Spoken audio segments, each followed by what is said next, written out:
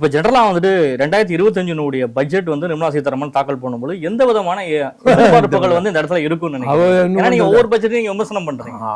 பண்ணுவேன் நான். விமர்சனம் பண்ணிருக்கீங்க. அப்ப 25 பட்ஜெட் அப்படிங்கிறப்ப எனக்கு பொருளாதாரம் கொள்கை இதெல்லாம் நன்னா தெரியும். நான் எனக்கு அதனால மக்களுக்கு சொல்லணும். இது மக்கள்கிட்ட இந்த மக்களுக்கு பொய் சொல்லக்கூடாது, இதை உண்மையை சொல்லணும். அதுக்காக சொல்கிறேன். அது நிர்மலா சீதாராமன் வந்து பட்ஜெட்லாம் தயார் பண்ணுறதில்ல. அது வந்து மோடியோட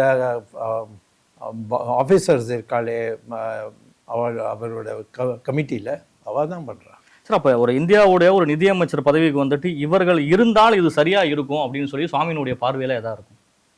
அது எனக்கு என்ன சொல்கிறதுக்கு, நான் இது அதிகாரம் இல்லை இதை பற்றி சொல்கிறதுக்கு. பிரதமருக்கு யார் பிடிக்கிறதோ அவர் வச்சுக்கிட்டோமே. என் மாதிரி கெடுதல் வந்ததுன்னா அவர் தான் அதுக்கு ஆதாரமாக இருப்பார்.